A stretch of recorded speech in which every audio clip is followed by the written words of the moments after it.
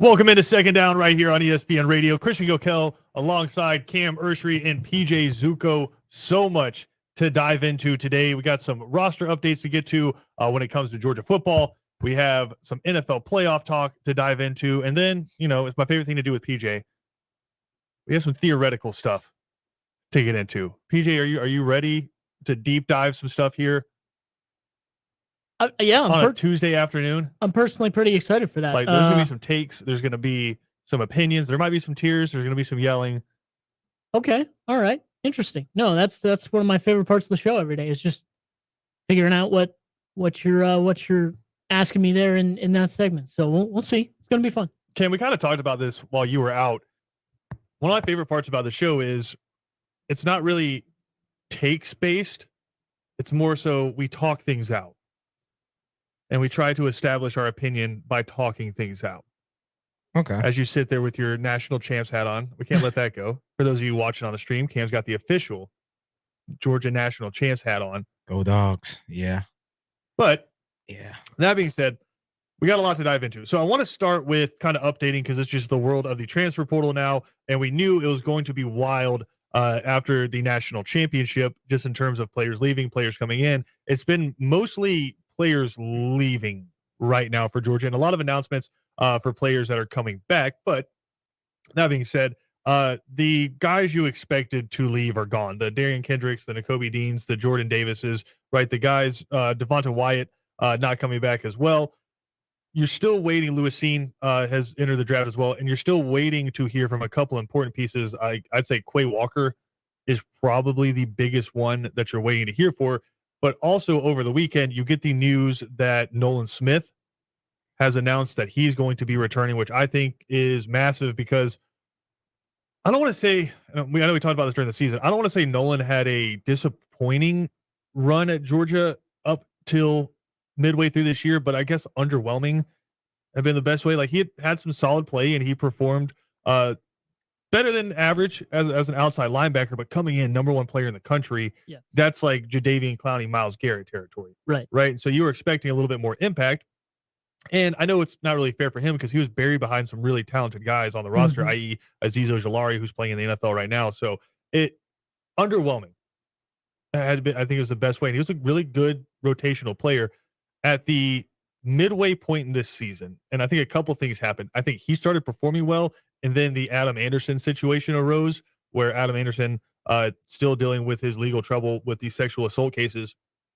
But the Florida game was really Nolan's coming out party. He had the interception and the fumble recovery inside that game. And then just more and more playing time, kind of like with a running back, got lathered up a little bit. And his pass rushing, he's always, since his freshman year, he's been a really good run defender, just setting that edge. But when it came to getting after the edge as a pass rusher, a lot of times he got swallowed up by bigger tackles. Towards the end of this season, he really turned it on. And I think now with the name recognition, winning the national championship, and then coming on towards the end of the year, I think it was probably a smart move to come back. And a guy who maybe would have been late second, early third round pick, he comes back and just continues that trajectory. I think you could see him in the first round. Yeah, absolutely. And like you said, it's building on that momentum and that recognition. And we've seen this from a number of guys around college football as well. We've talked about this specifically with Georgia, with some of the guys with the potential of them coming back. Is it worth it to come back for most of them to be the guy on the defense? And I think for Nolan Smith, you ask and you say yes. And that's why he's coming back. I think now he has the potential, as you said, bigger, stronger, faster, if that's even possible anymore. But get bigger, stronger, faster, carry this momentum, be the guy on next year's defense that everyone turns to, and then also install that leadership aspect of being that vocal leader that everyone turns to too. I love this segment on College Game Day where they had all the linebackers and just the front seven unit, and they're all talking to each other, and there was no doubt that they all looked to Nakobe Dean. Like, they're all insanely good players, insanely talented, but when it came down to it, they all said that he was their leader. I think now, going into 2022 in the football season, you could have Nolan Smith be that guy for the defense and and for that unit. So you add that as a tip in the cap also, and that just brings your draft grade up even more and more, and possibly another national championship too. So yeah, I think this is an incredible move for him. Very happy he came back, and I think we're going to see him, like we said, rise up the board even more with how he plays next year and possibly being that guy. And obviously great for Georgia as well to have that type of talent back, especially when he's kind of blossoming the way he is. So a couple of other big-time announcements for Georgia in terms of returning. The first one that really came out was Christopher Smith, which I think makes sense.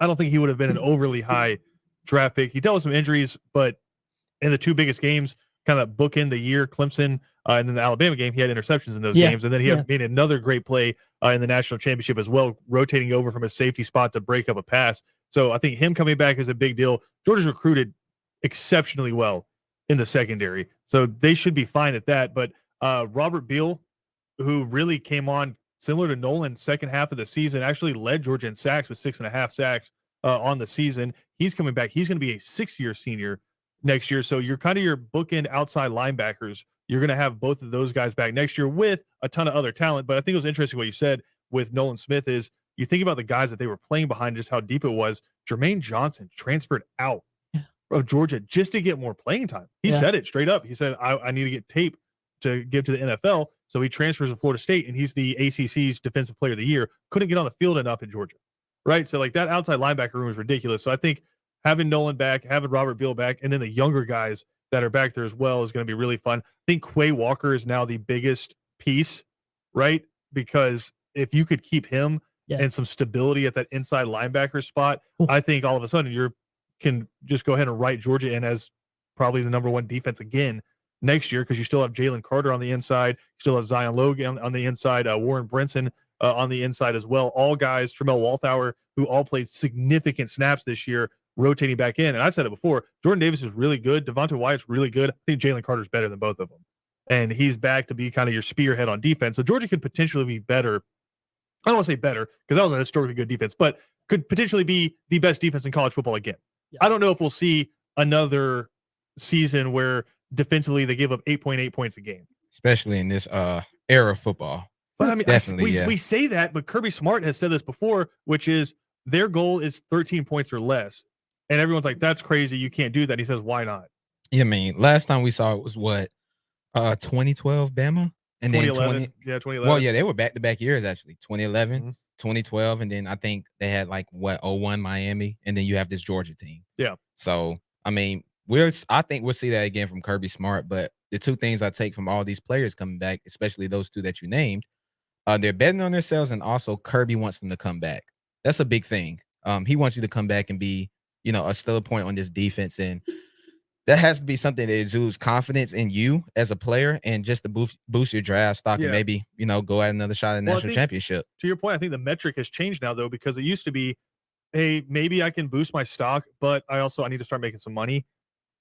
You can now stay and make money. Yeah. You can stay and get the NIL deals. So, like, Nolan Smith can make some cash. I know I saw Darnell Washington, I think, had a Boost Mobile spot. That's Georgia's backup tight end getting a Boost Mobile sponsorship. So, like, it's the immediate press just to go get whatever money you can from the NFL has been reduced because you can make money while you're now in school. So I think a lot of these guys are looking and saying, i.e. a Nolan Smith, Jordan Davis did this, and he's going to be a first-round pick.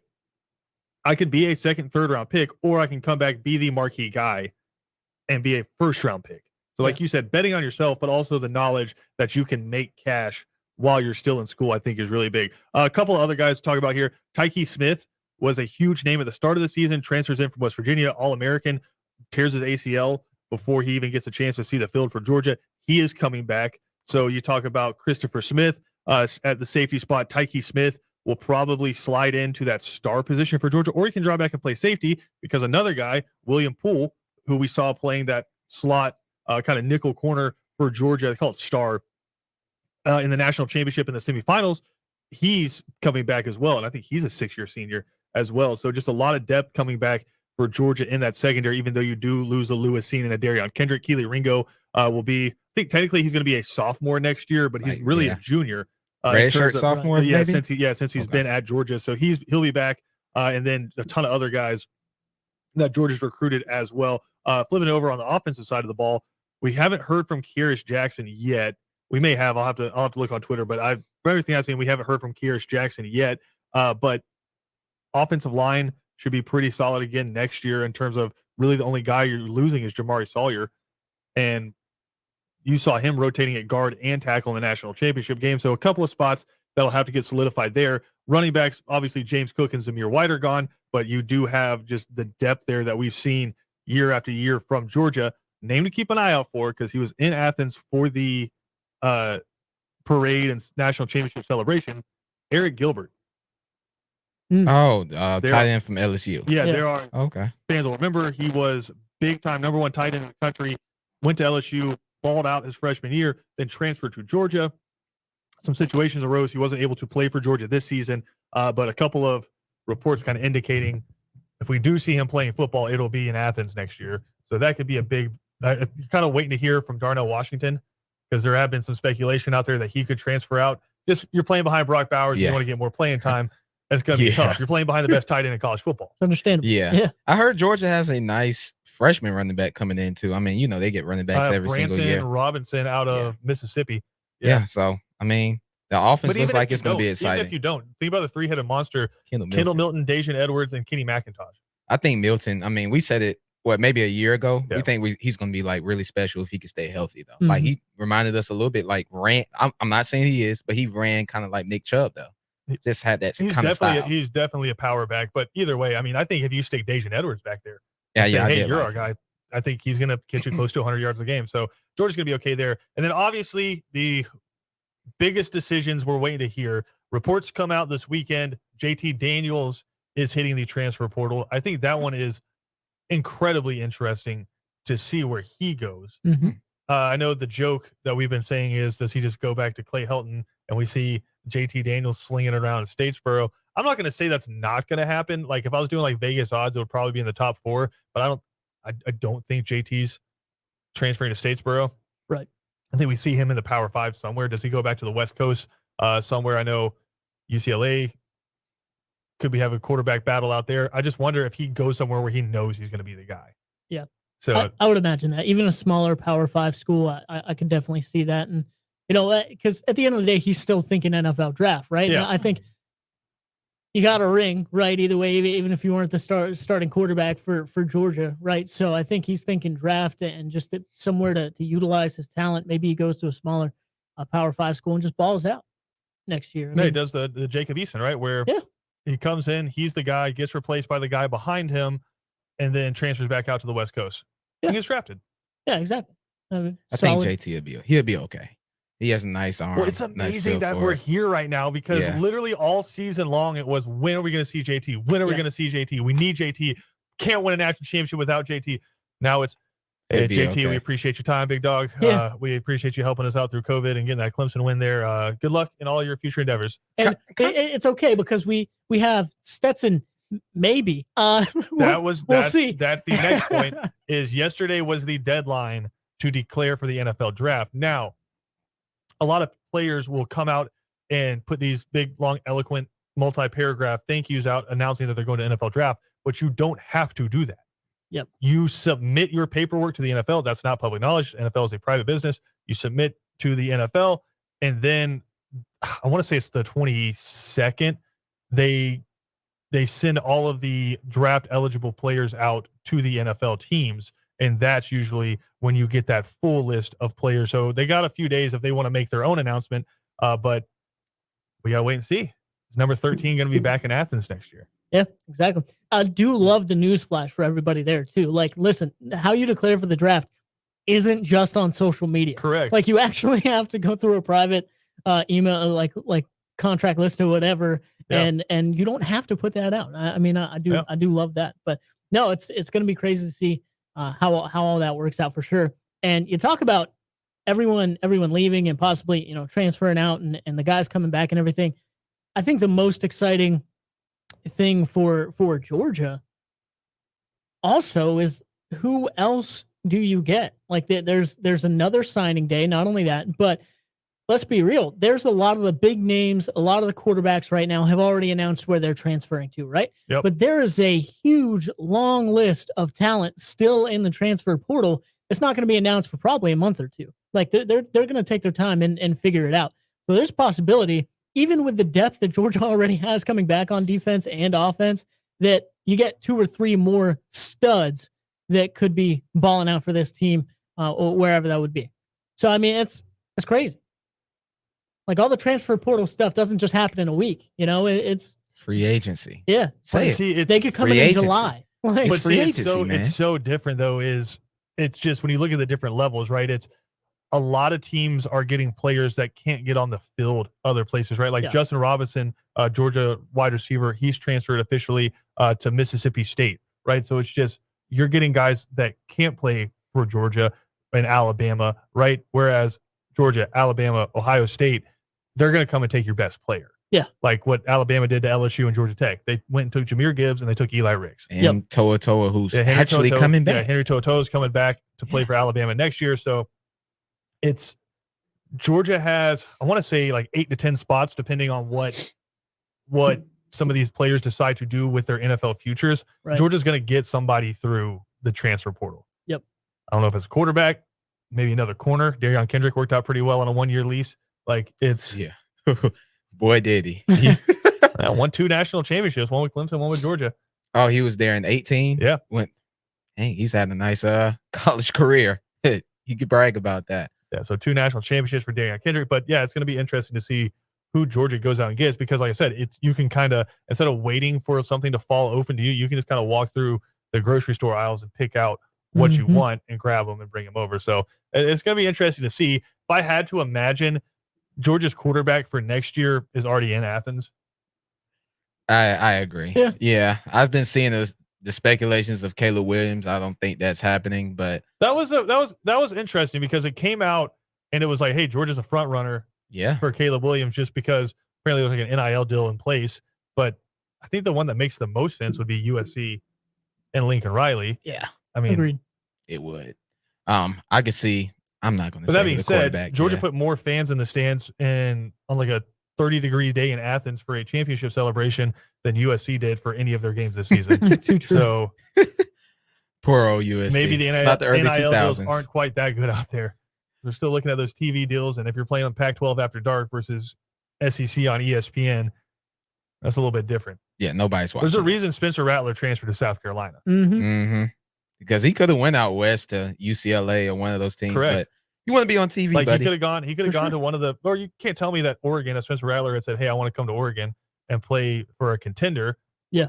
And that was before Bo Nix committed, right? Yeah. So it's like I could go and play for a contender, or I can go play for a mid-level SEC school, but know that I'm going to have featured matchups again and again and again and again. Yep. And Greg Sankey kind of flexed on everybody at Georgia's national championship presentation where he said, that 14 playoff worked out pretty good for us.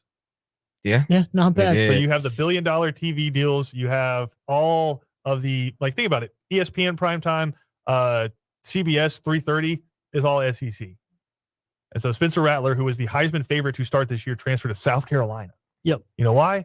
Because he knows he's going to play he'll play Georgia in Columbia. Florida. He's going to play Florida. He might be playing Bama. He's going to play Tennessee. He plays Texas A&M this year. I think I did see that. So he has a lot of good matchups. These guys Left know what they're form. doing. Oh, yeah. So I'm curious to see where Caleb Williams decides to go because he might be the biggest free agent, quote unquote, in college football history. You don't get a guy. One of them, yeah. You don't get a guy that's that good with 3 years of eligibility left. Maybe the only one is Justin Fields. But, I mean, he went Georgia to But when Ohio Justin State Fields quick. left, it was, is he going to get that clearance? That's true. Right? Is he going to get that? And also, Justin Fields hadn't had anywhere near the production level. Yeah. So in hindsight, you can look back and say, yeah, dude was unbelievable. But in terms of like what he had already done on the field and then leaving, it's like if Justin Fields had come in, taken Georgia to a conference championship game as the starting quarterback and then decided to transfer out. Because Caleb lost, one game? I think just one game, or was it 2? I know they lost maybe 2, Baylor, and then they lost in Stillwater to Oklahoma State. Yeah, I think he lost 2. Okay. I Like mean, they- still yeah. nice season, though. I mean, it was Right. really nice season. So, yeah, you're probably right about that. He's probably the biggest transfer ever on the market.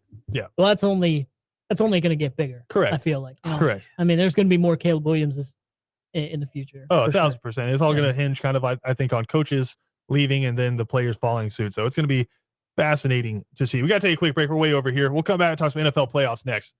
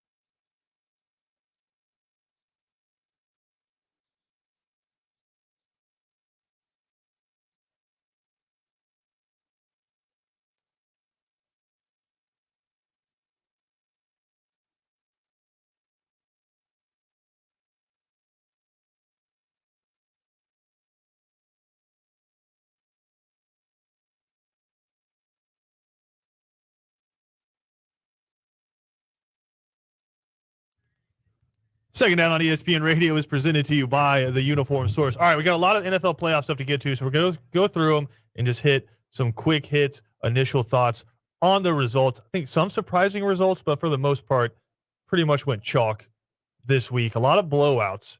I thought my favorite tweets were all the college football writers saying, man, a lot of blowouts this round. We should probably expand it. No? All right. I mean, anyway. no, because I know where that's coming from, and Yeah. I don't like it because I want No. the expansion. Yeah. Anyway, Moving on. I think biggest result of the weekend, Bengals 26, Raiders 19. First of all, I want to give the Raiders credit because they did all of this after firing their head coach. So they make it all the way to the playoffs and lose a really tight one. But for the first time since before text messaging was a thing, the Cincinnati Bengals won a playoff game. And I just think it's cool because Joe Burrow in his career still remains, like high school and NFL, still remains unbeaten without an interception in quote unquote, gotta have it games. The dude just wins football games.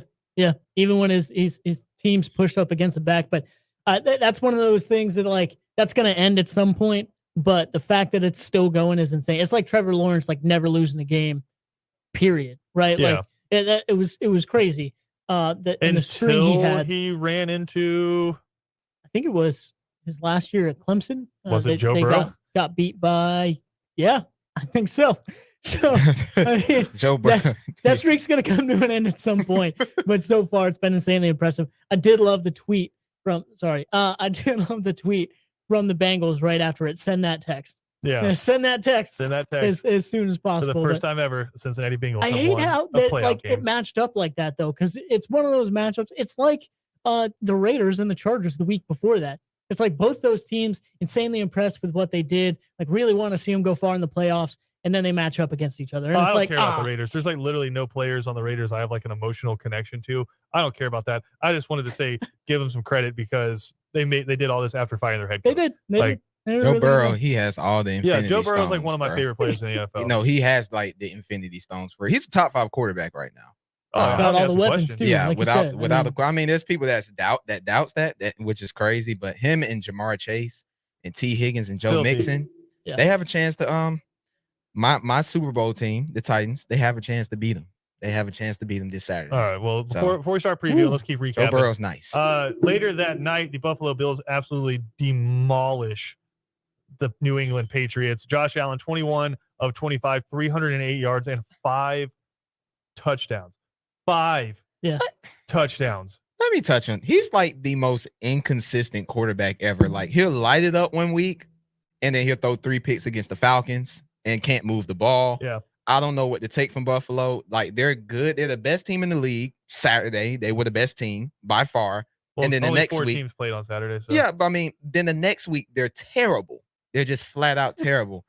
I don't know what to take from them. Like it's weird, but credit to the Bills. I couldn't believe that. That was the most shocking. All right, another blowout. First game on Sunday, Tampa Bay Buccaneers 31, Eagles 15. I guess my biggest question from this is Jalen Hurts the guy in Philly, or now with one of their 3 first-round picks, do they go after a quarterback? I've seen a lot of places them saying that, but I think with Hurts, this is what I struggle with. He's never had the confidence in him. Like he's never had the coach or like anyone behind him just be like, yeah, this is our guy. And now, like right when they lose to the best quarterback ever in Tom Brady and a solid defense in Tampa Bay, it's automatically like all the headlines are they should get a new quarterback. So I don't know. I'd like to see at least one more year with him being the guy and someone, people putting confidence in him and see where they go. I think they were impressive this year. The fact that they made the playoffs, I think was pretty big in and of itself. They made the playoffs and now they get 3 picks in the first round inside the top 16. That's what I'm saying. Load them up with talent and see where they go next year. Thanks a lot. It's not a huge Indianapolis. It's not a huge quarterback draft this year either. So yeah, that was going to be my point. Is I don't think there's a ton of great NFL. They might try to talent. trade for a quarterback, Russell Wilson. But like, how many of your first round picks are you giving up to get Russell Wilson? True, and I say 2. He's going to the Steelers, so it's fine. Oh wow! You putting that one out there? I'm not going to say where I think. I'm not going to say where I think he go, but if I say the team, Christian would be mad. Speak it into existence. He's going to end up going to New Orleans. I don't think so. I think they're going to pull something off. I don't think they got the money for it. Like huge. See, the Falcons have a bad salary cap situation. New Orleans is bad. Look at what we got going on. I don't think it's as bad as the Giants though, because the Giants kind of went all in, which is funny because you have Daniel Jones. And I think they said after they like redid like the contracts and the cap situation, they've got like 15 grand in cap space. They got two It's first so round picks bad. though. Yeah. Two top 7, If you 5 and wanna- 7. If you want having to, a first round pick's fine. You still got to pay them. They Like, got- remember what the Falcons had to do to kind of structure around just to get Kyle Pitts paid? Hey, look, trade Julio Jones was Yeah. part of it. don't say No, I mean, if you want to just laugh at an Don't say NFL that, team, just don't look say at that. every phase of the New York Giants football team other than Saquon. it's terrible. Hold on, we're talking about winning teams here. Moving on, I think the most surprising result of the weekend, 49ers 23, Cowboys 17. So many Cowboys tears out there. Oh, that was not surprising. So, well, not to Cam. Cam had the Niners. Deebo Samuel is electric to watch. Running back, wide receiver, whatever it is, the dude just scores. And listen, if you're an SEC fan, you knew this already. For sure. Like Yeah. the rest of the country is learning this. If you have watched SEC football at all over the past 3 or 4 years, you knew this because Deebo's that dude. But he's tearing it up out there. They went 23-17. But my question is, does the 3-second rule suck? Yeah. Not I mean- not in the NBA, in the NFL, Right. where it's basically if you spike the ball, the 3 seconds, it has to be before 3 seconds to spike the ball. That's terrible because it doesn't Nah, take 3 I mean, seconds that- to spike the yeah. ball. Yeah, it doesn't take 3 I, seconds. mean, I think it's really bad. Then again, so was a play call. So I mean, Oh, we're not going to talk. Yeah, who's about gonna that. run a draw when you gotta have it? Yeah, you guys yeah, you throw that gotta have football away. 14. You just gotta throw that. I don't think that was a play call. I don't think that was a play call because none of the offensive linemen got downfield, which I understand on a draw. You kind of let everybody come upfield, but not even like the center of the guard released downfield, which a lot of times you'll have them as your lead blocker. I think that was Dak Prescott. No, Well, I mean, that's if it the was- Cowboys being the Cowboys. If it was, then that, yeah, exactly. what it Then is. that's even worse. Because if you look, I know it's like, well, he just made a split decision, whatever. You're a quarterback, you got to at least evaluate. And you look to the left, there's a guy 7 yards downfield in an out route that's wide open. So, like, if you truly just want to get a few more yards for your last play of the game, you got a perfect one right there. I love Dak So- Prescott, but he's one of 3 quarterbacks that make $40 million a year in the league. Yeah. I think Josh Allen and Mahomes are the other 2. Right. And they won their playoff game. Yeah. Yeah. The Cowboys, they're just predictable every time they get to the playoffs. They may win a game, but they haven't been to the NFC Championship in 27 years. Mm-hmm. Yeah, It's a just- minimum of 3 seconds must be on the clock for a spike play. Yeah. So, like, the play call is Otherwise- dumbfounding, but that rule is ridiculous. Otherwise, any spike after will result in the rest of the clock being run off. Whew, how about them Cowboys, baby? I was so happy. That was But my it's kind of favorite like win. it's kind of of like the week. Donovan McNabb not knowing that there's overtime. Like it's just like if you're an Right. NFL quarterback, you should probably know that. Yeah. You should And know so you it got at to least. get up and get the Right. snap off and just throw one towards the end zone. But again, Cowboys lost. Everybody outside of Dallas is just enjoying that result. Later that night, listen, the Chiefs had kind of been okay. Ben Roethlisberger got me to buy in with his "we suck, we shouldn't even be here" speech. And lo and behold, he was telling the truth. Yeah. I thought this game was going to be a little bit closer. It was not. The best part of this game was the the Kansas City Chiefs on their scoreboard put up a message that says, "To all of our fans, we apologize. We've run out of touchdown fireworks."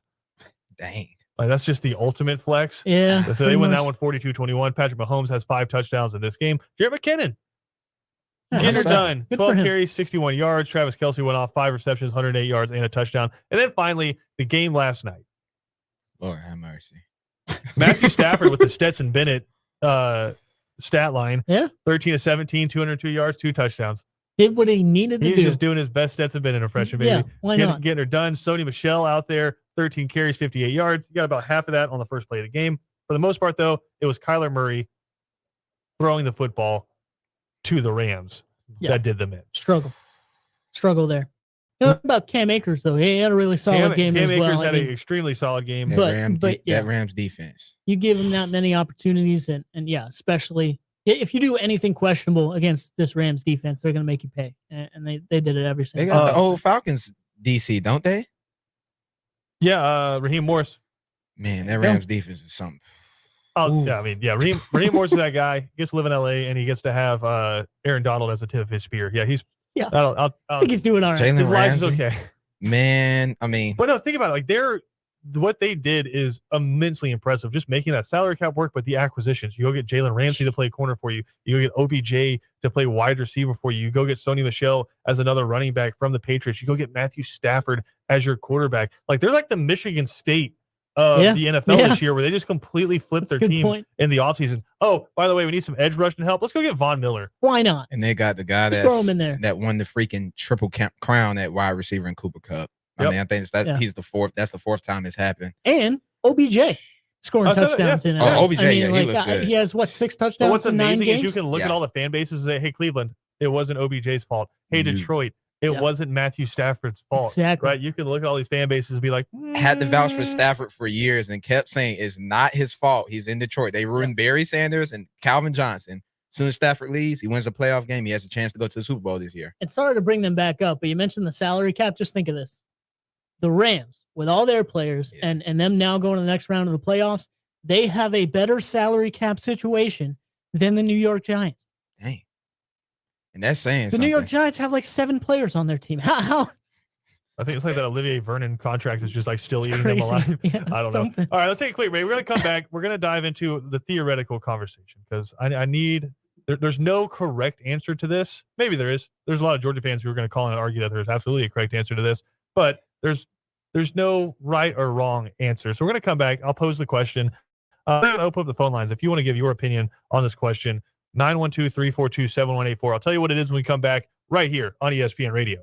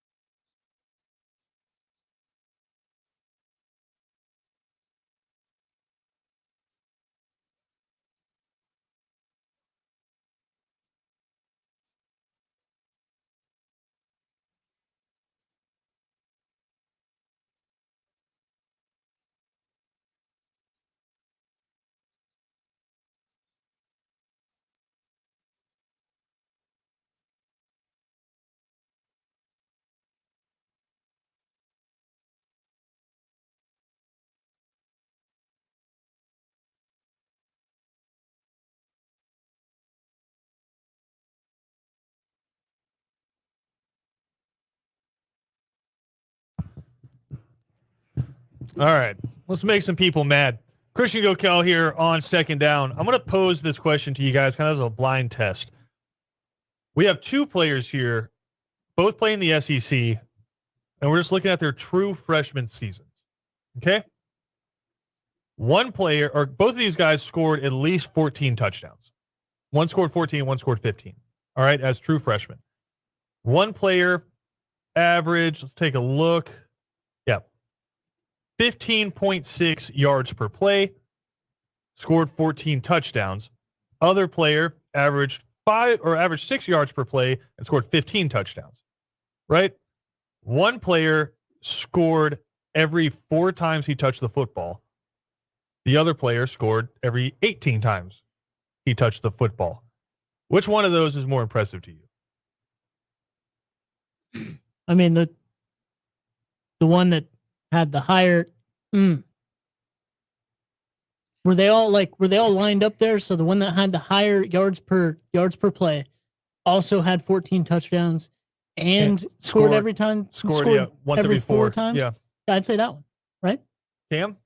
I mean, yeah, I would agree. It's clearly a running back and wide receiver, right? So the player that scored every 4 times he touched the football is Brock Bowers. Okay. The player that scored every 18 times he touched the football was Herschel Walker. Huh. Yeah. Brock Bowers, as a true freshman tight end, had 1 less touchdown than 1980 Herschel Walker. Now, I know there are football people in their car right now Just losing their minds, and there is a reason I put the stats out there like that. Obviously, Herschel Walker was the backbone, heart and soul. He wasn't even the backbone. He was the backbones, the lungs, the stomach, the liver, the heart, the entire part of that football team. Carried that team to a national championship as a true freshman. So Herschel Walker is far and away the best true freshman season of all time. All right, so I just want to clear the air right there. But I do think it's funny because we keep saying, Brock Bowers had a great freshman year. No, Brock Bowers had like a historically great monumental freshman year. Build the statue now. Yeah, so good that I think you have to start looking at it as like number 2 behind Herschel Walker. Now, there's some other guys I'm going to put out there.